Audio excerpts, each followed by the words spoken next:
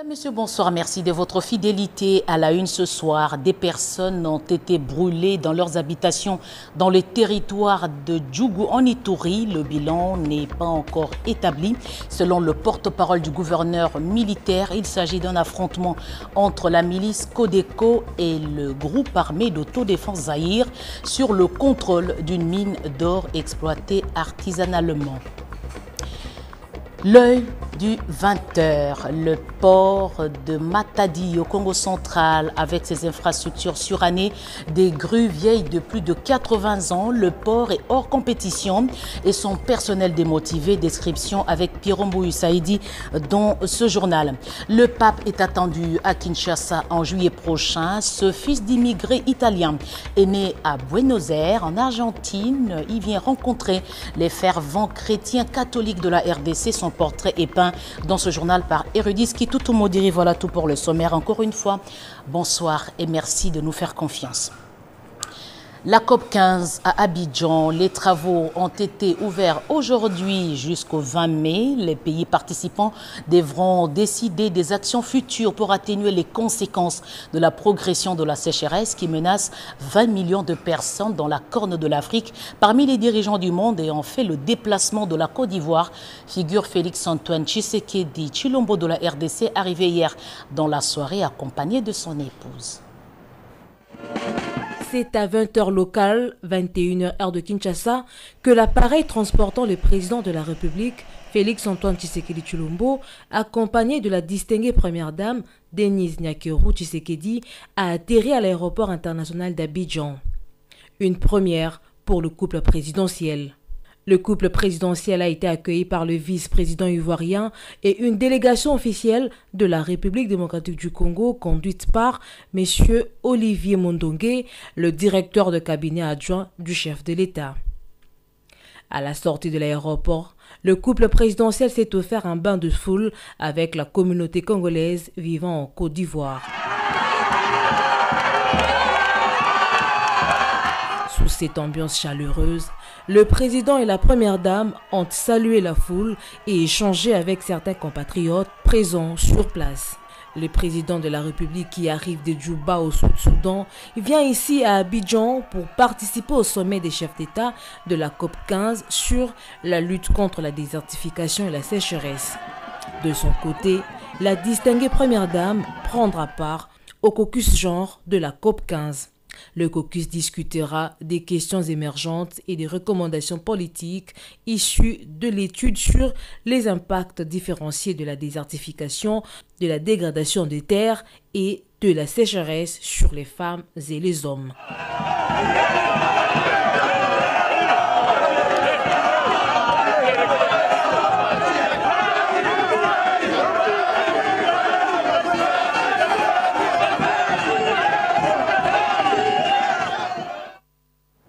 Justement, en rapport avec la tenue de la conférence des Nations Unies sur la lutte contre la désertification et sécheresse, des recommandations et mesures urgentes sont envisagées dans le reboisement des forêts, le développement des bonnes pratiques agricoles des pêches de Patrick Michel Mokoui.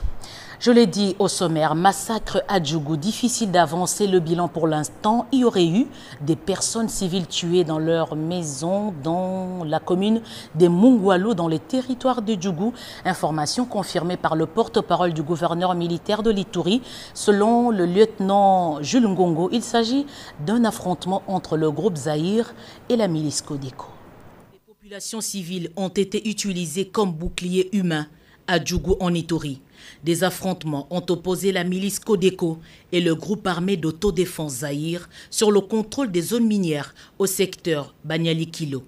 L'armée n'avance aucun bilan. Le lieutenant Jules Ngongo, porte-parole du gouverneur militaire Johnny Luboyan Kachama, affirme que les victimes ont été prises entre deux feux. Informé de la situation, le gouverneur militaire et commandant des opérations en Ituri, lieutenant général Luboya Kanchama Johnny, depuis le territoire d'Aru, où il s'est trouvé en mission d'itinérance d'évaluation de la situation sécuritaire, regrette du fait qu'une bonne partie de nos populations ait perdu la vie à cause de la barbarie et des intérêts mesquins de certains fils égarés de l'Ituri. En effet, il y a une carrière de mine d'or qui est exploitée artisanalement à 7 km de Pluto, appelé Camp Blanquette. Des groupes armés se disputent le contrôle de cette carrière, à savoir la milice Codeco et Zaïre. Malheureusement, pendant leur sale besogne, certaines personnes se sont retrouvées entre deux faits de ces hors-la-loi. Et donc, plusieurs ont perdu la vie et leurs cases brûlées. Le bilan reste à confirmer. Les morts et les dégâts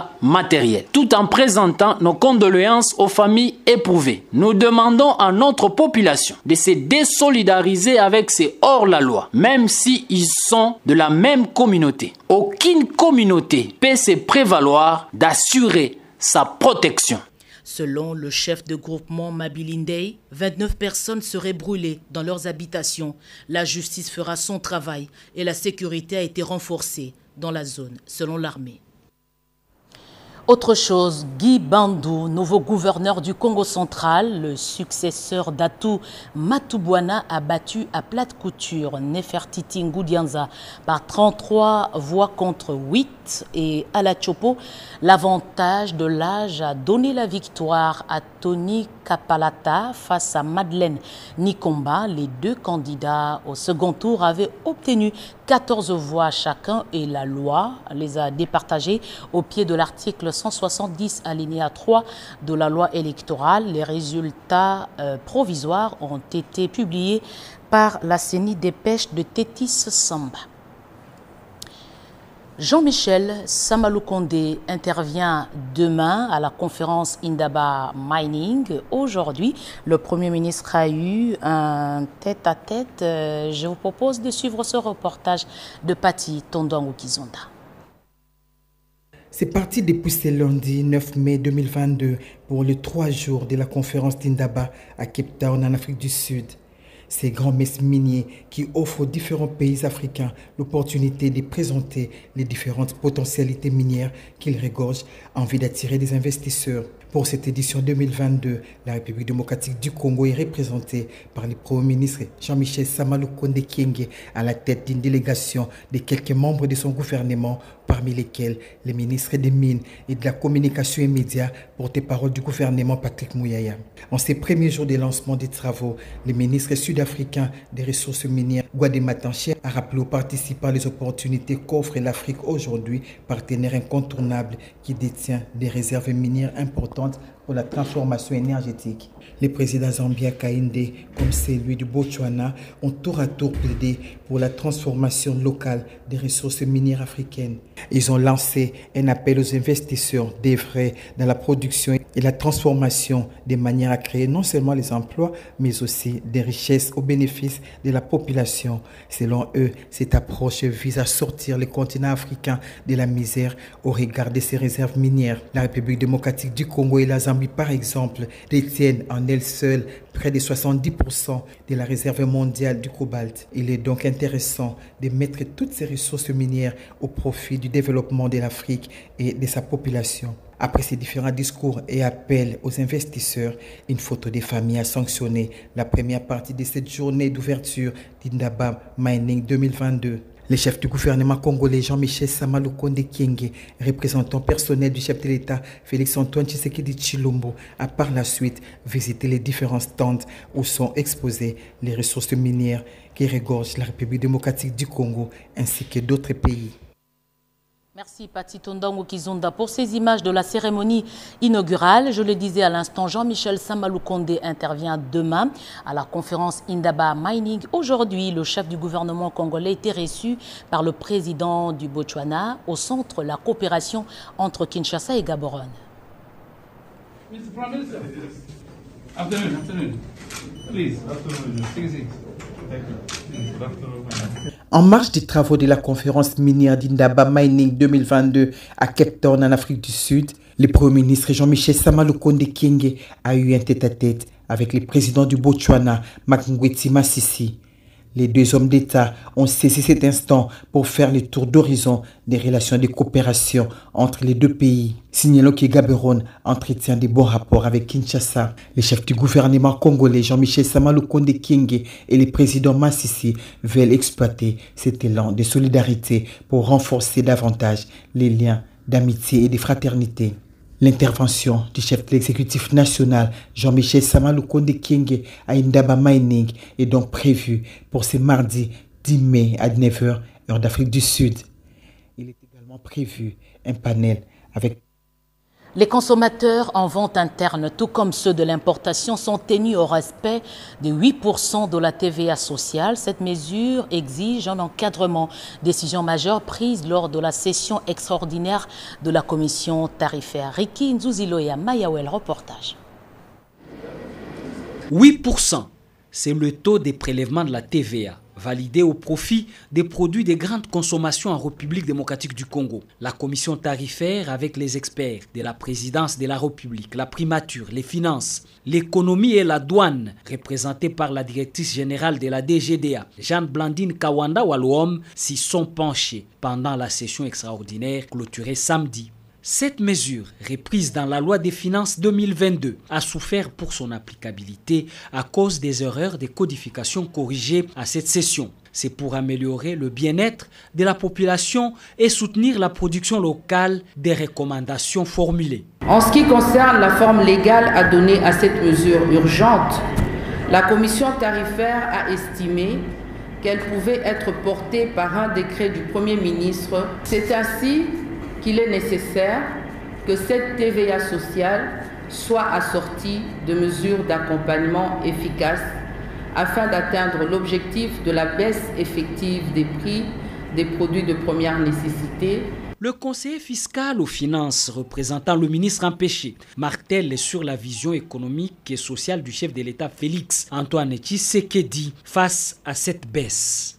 L'institution de la TVA sociale sur certains produits de première nécessité, tant sur les importations que sur les ventes intérieures, vise justement à minimiser l'impact de cet impôt sur les prix de biens en vue de contenir la hausse des prix et sauvegarder le pouvoir d'achat de la population congolaise. 5 requêtes des opérateurs économiques ont été analysées, les unes adoptées et les autres reportées pour des analyses approfondies. Le FMI félicite la RDC pour avoir franchi la deuxième revue du programme formel. La délégation des experts du fonds poursuit sa mission à Kinshasa. Aujourd'hui, des échanges ont eu lieu au cabinet du président de la République autour des questions budgétaires tenant compte du prix des produits pétroliers et des produits alimentaires. Patrick Michel.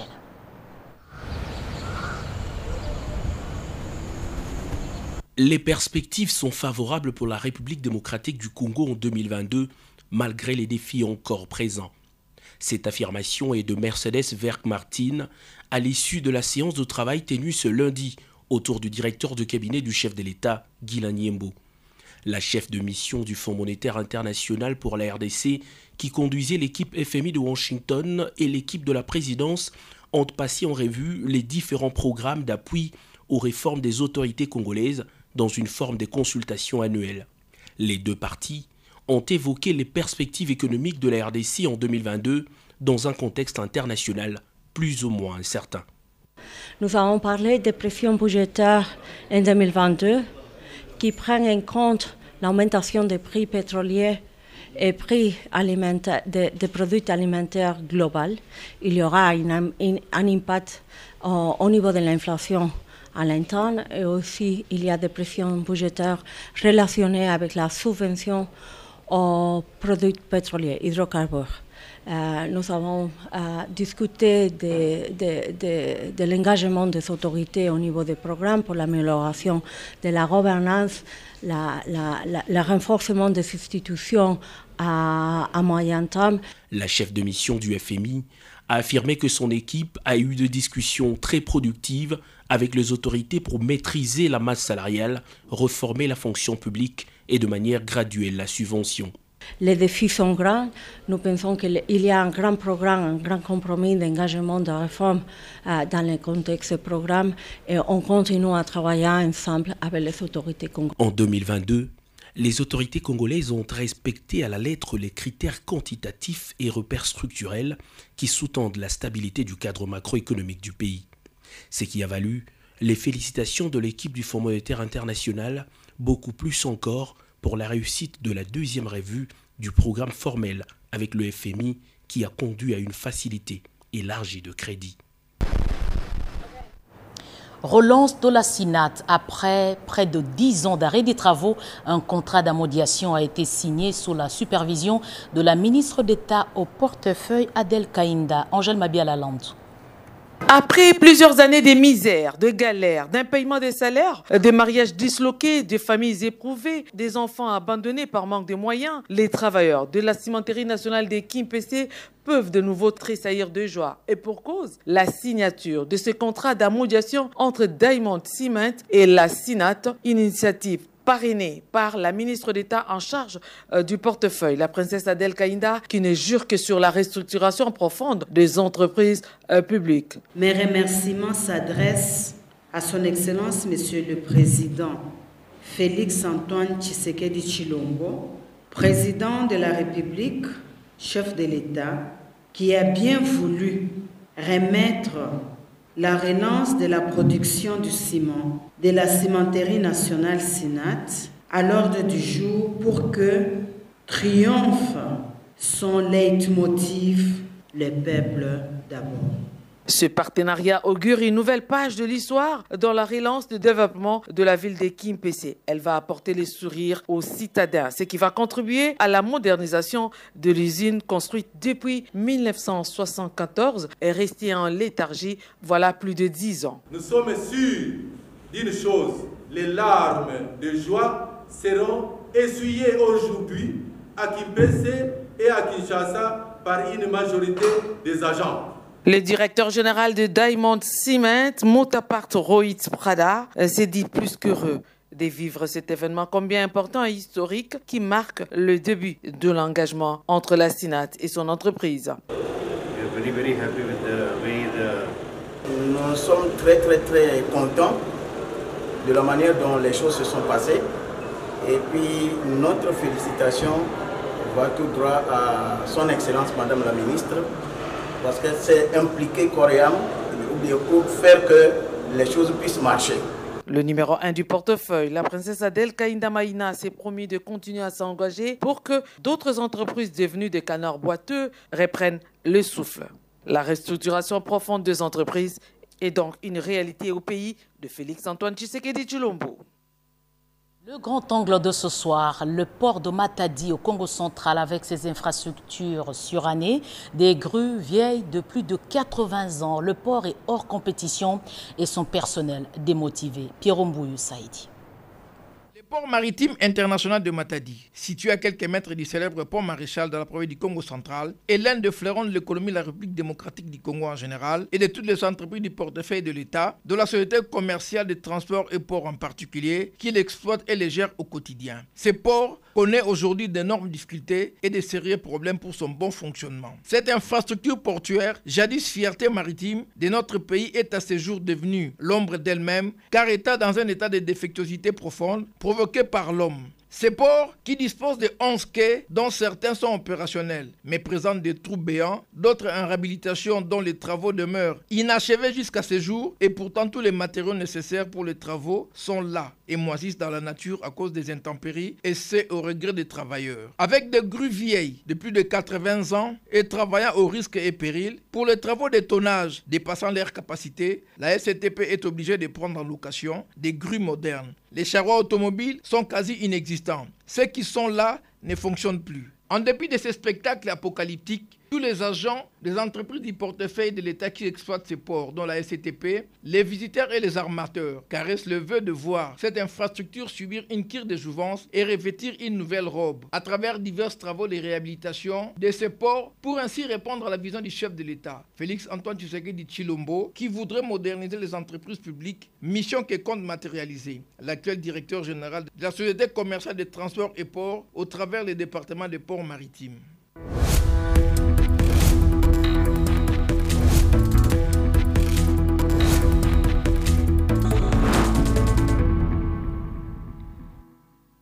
On l'a annoncé, les chrétiens catholiques de la RDC attendent avec impatience l'arrivée du pape François annoncé pour juillet prochain, sauf changement. La rédaction du journal télévisé va vous faire découvrir quotidiennement les différents aspects de cette visite papale ainsi que le fonctionnement de l'Église, le rapport avec le pouvoir public. On ouvre le bal avec le portrait de l'actuel chef de l'Église catholique, Érudis Kitutu Modiri. 37 ans après la visite du pape Jean-Paul II, voici qu'un pape revient en République démocratique du Congo. Qui est le pape François? Mes frères et mes sœurs, bonsoir.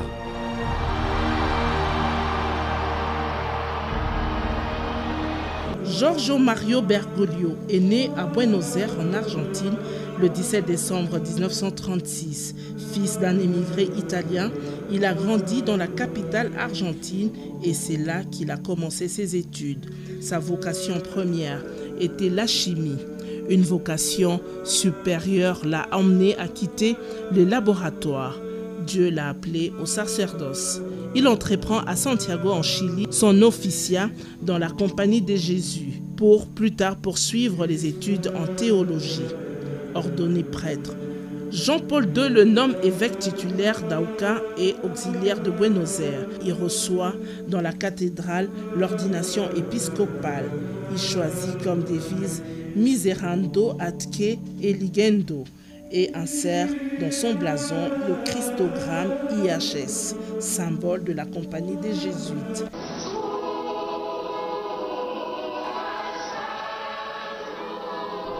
L'enseignement occupe une grande partie de sa vie. Il a été professeur de théologie, curé dans la ville de Saint-Miguel, évêque de Rome, archevêque, coadjuteur de Buenos Aires, cardinal et président de la conférence épiscopale. Successeur du pape Benoît XVI, il est le 266e pape de l'Église catholique sous le nom de François depuis son élection le 13 mars 2013. Le premier pape à avoir choisi le nom de François en hommage à Saint François d'Assise. Son nom change aussi pour donner une importance à son événement. La visite du pape en République démocratique du Congo vient concrétiser un désir manifesté depuis longtemps, celui de visiter ce pays éprouvé par des années de guerre et de violence et par lequel il a posé de gestes concrets.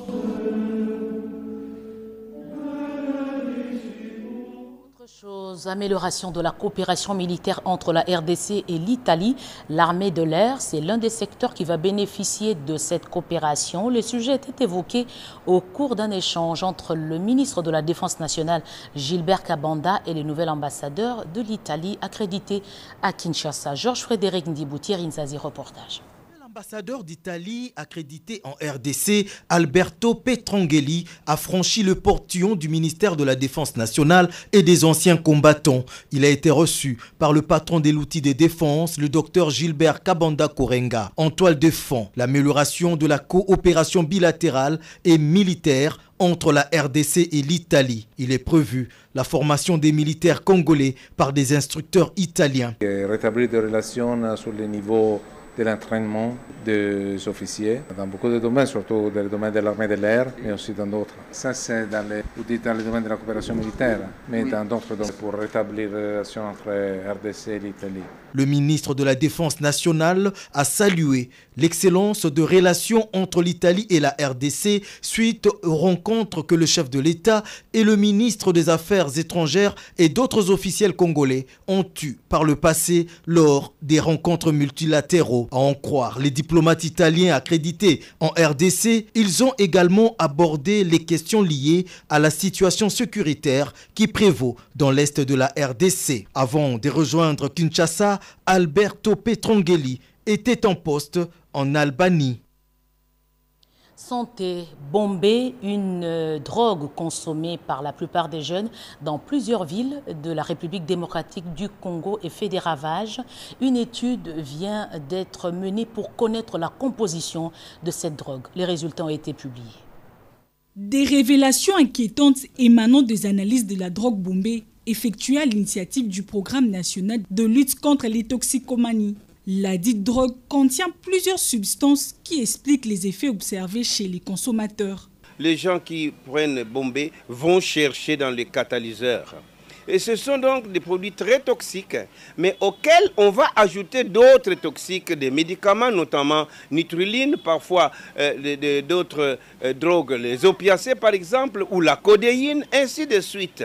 On peut avoir plusieurs sortes de bombées, puisqu'il y en a parfois qui vont prendre simplement la souille qui se trouve dans le tuyau d'échappement, parce qu'il n'y a dans les véhicules anciens, il n'y a pas de catalyseur.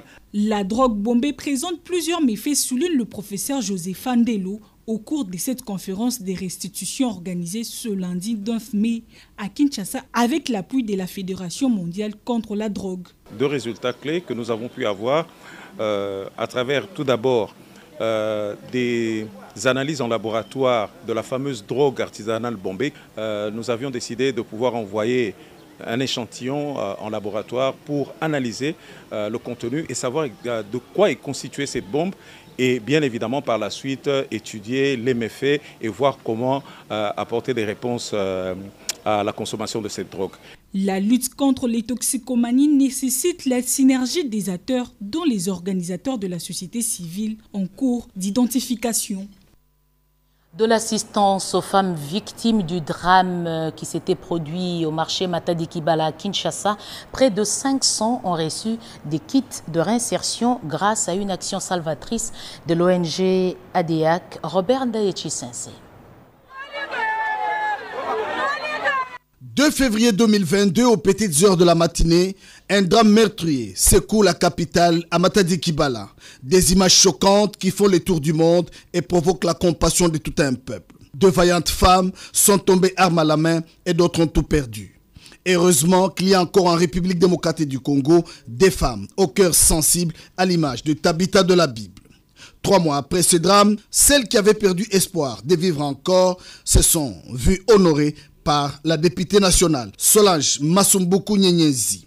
Ce samedi 7 mai 2022, plus de 500 femmes victimes du drame de Matadi Kibala ont bénéficié de kits complets composés de bassins, tables, parasols et un fonds pour la relance des activités génératrices des revenus à travers la CASOPEC qui souffle sur ses 15 ans d'existence. Nous avons voulu penser spécialement aux familles des victimes du drame de Matadi Kibala, ces femmes qui sont décédées au front parce qu'elles sont allées chercher de quoi nourrir leur famille.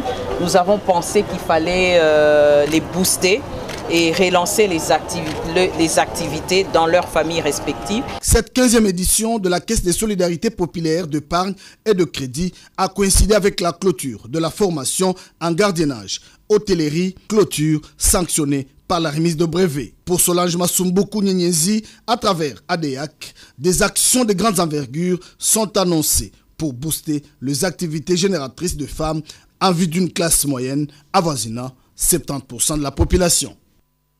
Politique pour terminer, l'UNAFEC Kinshasa a un nouveau comité fédéral. Charles Ngongo assurera désormais la présidente de cette fédération. La cérémonie d'installation a eu lieu hier dimanche. Le comité fédéral ville de Kinshasa de l'UNAFEC sera désormais présidé par Charles Ngongo. La présentation de ces nouveaux membres a eu lieu ce dimanche au cours d'une rencontre politique organisée sous la houlette du président national Oumba Longange, venu spécialement du Haut-Katanga, assisté de ses 4 vice-présidents pour prendre acte de l'installation de ces comités. Venir à Kinshasa après le travail d'équilibre et de stabilisation du parti au niveau du Grand Katanga, nous sommes là pour soutenir et prendre acte du nouveau comité fédéral pour la ville de Kinshasa.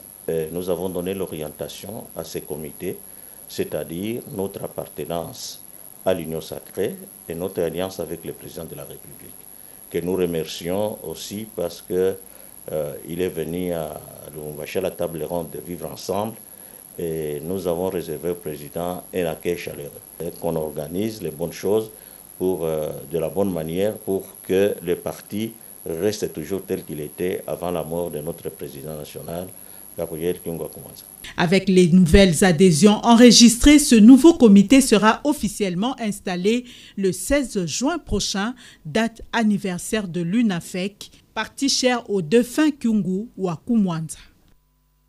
Merci Bobette et Ngali Samba. Madame, Messieurs, ce journal est terminé. Merci de l'avoir suivi à travers le monde. Je rappelle qu'il y a eu massacre à Djougou. Des personnes ont été brûlées dans leurs habitations. Le bilan n'est pas encore établi, mais selon le porte-parole du gouverneur militaire que vous avez suivi dans cette édition d'information, il s'agirait d'un affrontement entre la milice Codeco et le groupe armé d'autodéfense Zaïre sur le contrôle d'une mine d'or exploitée de manière artisanale.